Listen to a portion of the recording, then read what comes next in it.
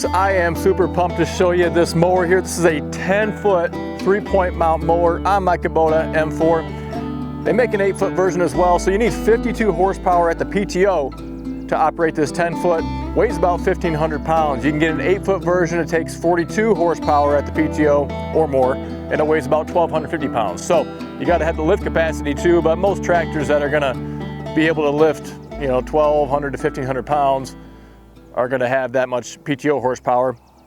But we're happy to help you point you in the right direction too on that. This is a multi-spindle, all right? And if you follow along, then you've seen this mower already. We just haven't done a video on it, and I got the whole tractor stuck in basically a bog, and a whole other scenario. We got it out of there, but that was its own thing. And I had the mower on the back. We sunk way down, buried it all the way up to the axles. I've been mowing different areas out here, and I'll get to that in a little bit too on why I'm doing what I'm doing. But had every intention to show you this video a bit earlier, but we're getting to it now. Folks, we are proud to be sponsored by Rimguard Solutions, a liquid ballast weight. It goes right inside your tires, completely hidden.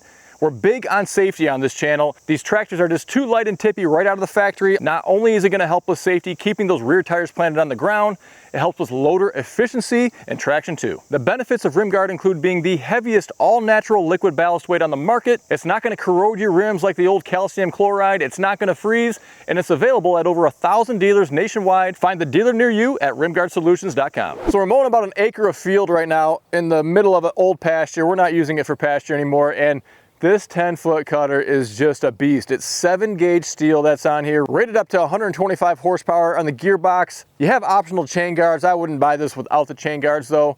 Made in America with US and imported parts. We are a Ironcraft dealer now, and we're gonna be showing you a lot of other attachments coming up as well. But this company is expanding and growing, making great value attachments, not just for tractors, but for skid steers too. Now, a few other specs that I think are important to note.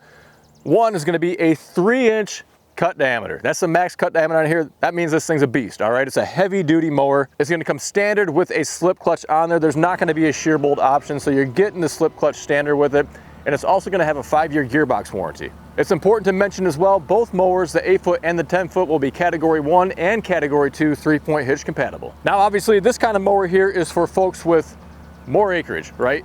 If you only have an acre or two to mow, you're not gonna get a big old 10-foot mower on here. But if you have, I would say 5 acres or more that you're gonna mow multiple times a year, that's where I would start to see it as advantageous to get a 10-foot mower, or maybe the 8-foot mower too. And then of course, if you're mowing 10, 20, 30 acres, well, it's definitely gonna be beneficial there. In layman's terms, it's easy to list off specs, but where I envision this being used is with a large 4 series like the Kubota L6060, the John Deere 4066R, or similar tractors from other models or manufacturers, and then into the utility tractors like the Kubota M4 we're using it on, a John Deere 5065E or 5075E, and the similar other brands that are out there. So kind of right in that sweet spot, the large compacts, the small utilities, right in there is where this is gonna live. And so previously I've showed you guys a 10-foot batwing mower from Rhino, okay?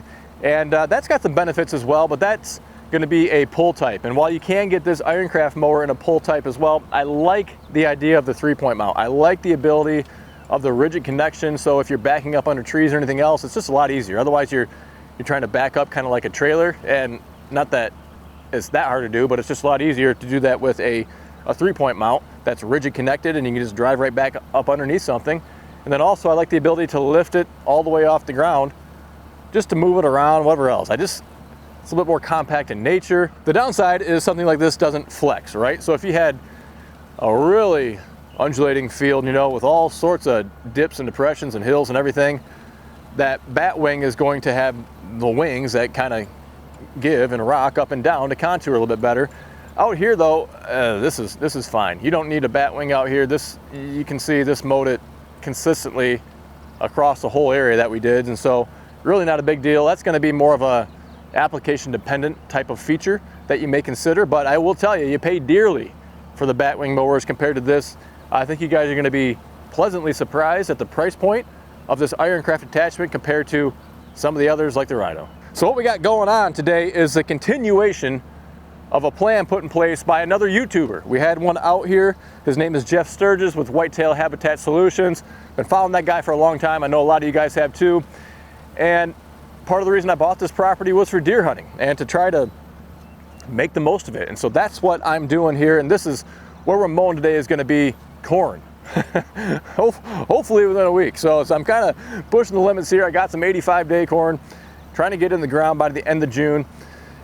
And it's, you know, we're going to experiment and see what happens, but this is kind of the heart of the property, and the idea is to bring in the deer to a huge food source in the middle, and then kind of hunt the travel corridors that come from outside the property and into the middle. So anyway, there's going to be some experimentation, everything else going on, but we're going to be, well, I've already used this mower to mow huge rings around both the pastures and then some kind of satellite areas too. And those are going to be the tall HD screen this year, but then in the spring, I'm going to be planting switchgrass in all those areas, and then probably some other pockets of that too. But this main huge plot is going to rotate. You know, it's going to be corn on this side and then the other side, and then green leafy stuff in the other section of it too. And we're going to see. I'm going to plant some pockets of trees and all sorts of stuff. And it was really great having him all the way out here to spend the day with him and kind of pick his brain on his decades of experience hunting whitetails. Well, not only that, developing properties too. You know, I get some flack sometimes too because I tend to overlap a decent amount.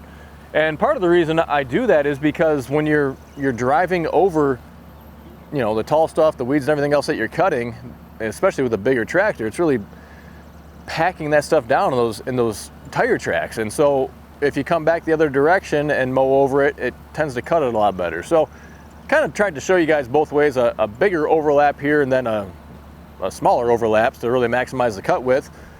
And honestly, do what you want to do, right? I mean, it's your own tractor, your own mower, mow how you want, and don't let anybody else tell you you're doing it wrong. But I always get comments on that, so I figured I'd kind of point it out.